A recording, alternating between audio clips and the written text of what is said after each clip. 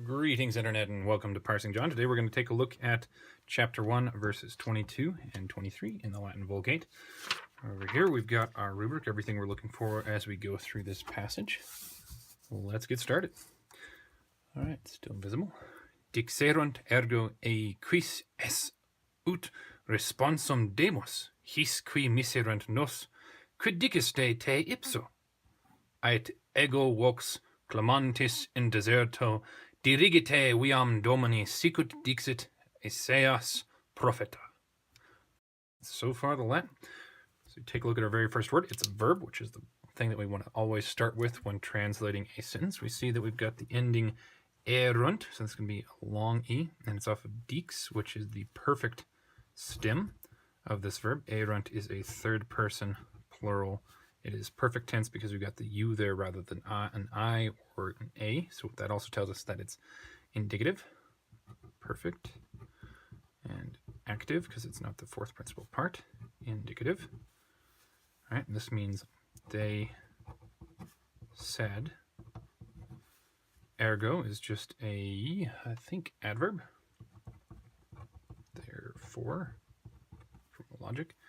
Okay, and then we have quis here, which is starting either probably an interrogative clause, like a relative clause. A here is from is id. Is id, aes, a, so on and so forth. So this is going to be dative and singular. It is neither masculine nor feminine, and it is not neuter. It is all three together, but we know it's going to be masculine since it's in reference to John the Baptist. Say to him, an indirect object. Quis introduces our next clause, and we've got our verb es there, which is second person, singular, present, active, and indicative from sum esse fui futurus. R. Quis is from quis quid. It is nominative, singular, and masculine or feminine. It's going to be masculine because it's referring back to John the Baptist again. Who are you? And then ut introduces a new clause, so we can go ahead and put a question mark there, and we should add in quotation marks. Okay, who are you? Ut, if ut is with an indicative, then it means just as. If it's with a subjunctive, then it's probably going to be introducing a purpose clause, so we want to find our verb before we translate that. Responsum is not our verb, but here we have it with demos. Mos here is, of course, our first person plural, and since we don't have any special stem there, and this is a first conjugation verb, we know that it is not anything other than, it's not going to be future, so it's going to be present tense. And it is active. We don't have any R's, but it is subjunctive. So then that tells us that this is, in fact, introducing probably a purpose clause. We'll see more when we get the further context. We may give. Now we want to give a direct object usually to an indirect object. We can't use a because it's not the clause, so we're going to be looking for those two. So we take a look at responsum. You've got there, which is normally a nominative or accusative ending for either the masculine or the neuter. This word, I believe, is neuter, so it could be either. Since we are the subject and we are plural, this would have to be singular. Its only option is to be accusative singular as the direct object. And of course, neuter. And this just means response.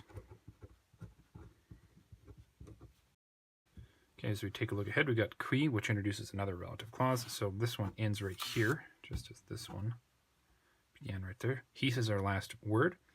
Now this could be only one thing, really, and that's going to be dative or ablative, plural of hic, haec, hoc.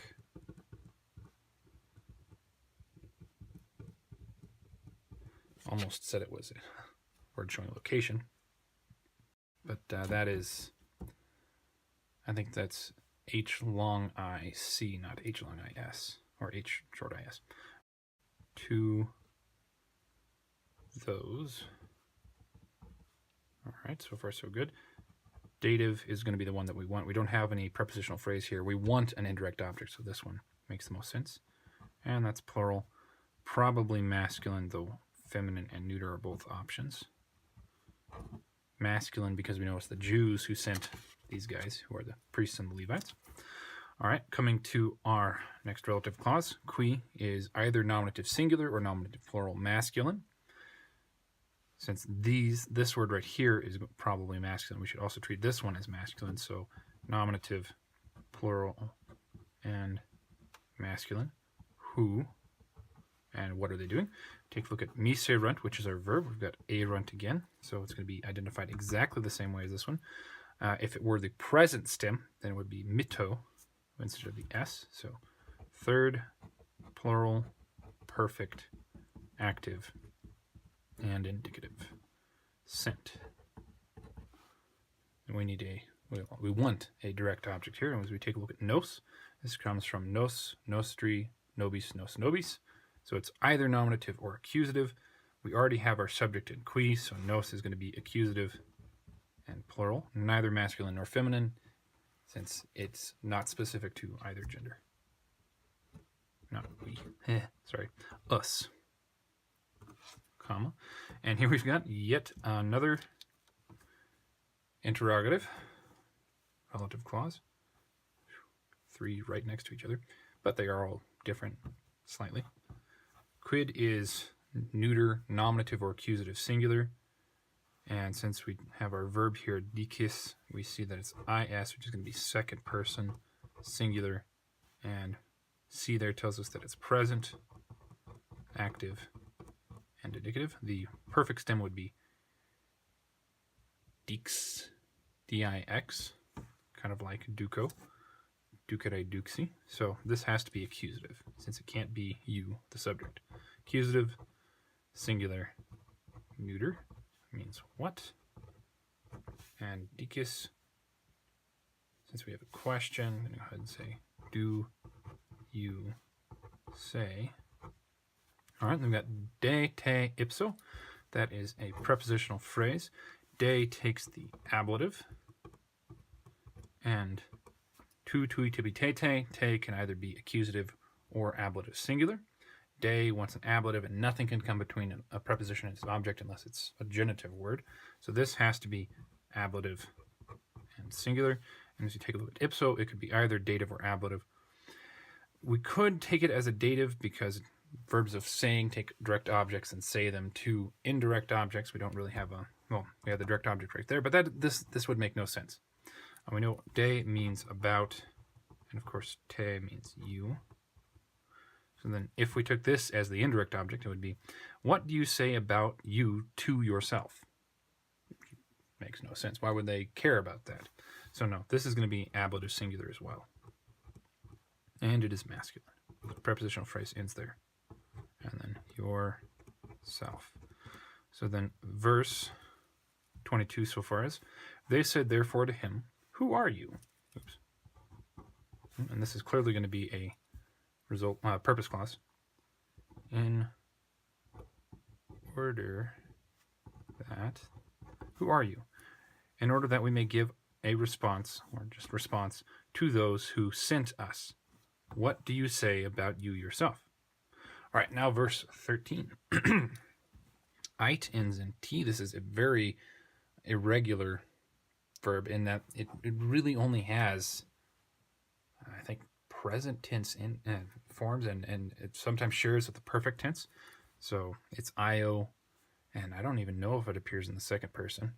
And I don't think, other than in textbooks, I've ever seen the first person. So interesting one.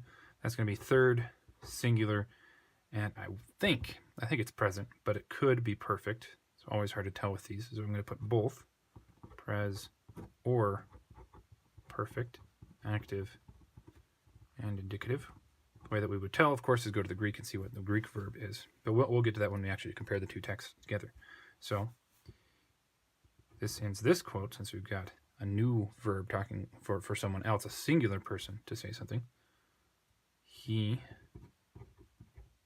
says, or said, we don't know for sure until we figure out which tense that is. Quote, quote. Ego is, of course, nominative, singular for I. Let me take a look for a verb. Vox clamantis in deserto. Dirigite is a verb, but it is in the wrong clause to be with I as the subject, so I'm going to put a comma there. None of these are a indicative verb, but we do have clamantis, which is a participle. We've got A and T stem and third declension IS ending off of clamo, clamare. That's going to be, IS is genitive, singular, and whenever we have a, what to call this thing? I have forgotten the term, I'm sorry. But whenever we have a participle or something like this, when it's standing alone, not modifying anything specific, like a man or a woman or a chair, then it usually just falls in the category of neuter, as how we identify. We don't have, as you can see in here, anything else that's genitive for it to modify, so neuter is probably what this thing would be. Neuter. And then it's present, active, and participle. Shouting or crying. Shouting is more common. Crying what? Oh, and it should be of shouting. So as we take a look before that, we've got wokes, which is wokes, wokies, so on and so forth. That's a third. So this can only be nominative because it's also feminative, nominative, and singular feminine. So this word means voice. I voice of shouting, of crying. So we don't have a linking verb here, so we can pencil one in, which would just be assumed. Assume. I am voice of crying. Then we have a prepositional phrase. We know that our clause ends here, starting with dirigite. So parent right there. In here is taking the ablative because of this O. And it is singular. And desert is neuter. So in desert with one S. None of that sweet ice cream or cake stuff. Nope. John did not get that. All right, moving on. Dirigite, we have TE ending here, which is our imperative second person plural. Second plural present, active, imperative. I don't think so. We've seen an imperative before. So, did I label that appropriately? Mood, imperat. I wrote the whole thing up. Maybe next time we run across an imperative, I'll actually note it correctly. All right. This word means make straight, direct. Normally it's translated make straight.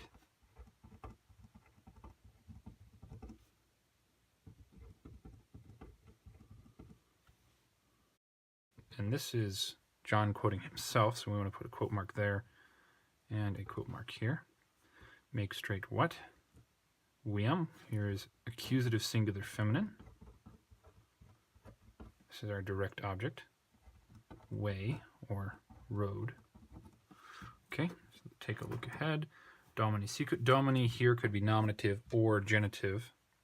Since our verb here is plural, we could be talking to Lord. That doesn't make much sense, especially considering this is Jewish culture and there would only be one person referred to as Lord, Yahweh. So this is going to be, I'd write it in Hebrew, but I don't know how to spell it. This is going to be genitive, singular, masculine, of Lord, caps. Sicut means just as, and we've got a new clause here, dixit. Here we have the present stem. Here we have the perfect stem with that X. Third person, singular, perfect, active, and indicative. Just as said. Isaias. This is going to be Isaiah. Now, since this is not a natural Latin word, it's not going to have normal endings, so this looks like an accusative plural, but in reality, it's not really anything. I think Moses and Noah, neither of them get really normalized Latin forms, so this is just going to be an irregular nominative. What its genitive forms would look like, I don't know. We'd have to actually see it in context, where it's used in the possessive or something like that. So we're just going to treat this as nominative, singular, masculine, irregular. Okay, and propheta, A there for nominative, singular. And this is masculine first declension. I think in our last one of our last videos, we probably talked about how this is not a normal Latin word for at least classical Latin. Later on, it came into use, but I think normally that the word for prophet is third declension. So anyway, that one's a bit weird. Not normal. So that ends verse number 23. So we've gone through all of it. I don't think we're missing anything. Let's go ahead and see what it means from the beginning. They said, oh, I don't have it on me. Sorry, I forgot in the Greek video to pull the preceding verses before that one to read together, and I don't have them on hand immediately for this one either. So next time when we go through verse 24, 25, I will try to remember to bring all the way from the beginning. But for now, just this. They said, therefore, to him, who are you? In order that we may give response to those who sent us. What do you say about yourself? He says, or he said, I am voice of shouting in desert. Make straight or direct way of Lord, just as Isaiah prophet said. Now, of course, in order for that to sound better in English, we want to throw in a bunch of articles. We don't have specific words for them in Latin, since Latin didn't have articles. If you want to do that for your own translation, you may. I'm going to leave it as is for mine. I hope taking a look at these two verses has been helpful to you, for to you. Anyway, I hope you also have a great day. Farewell.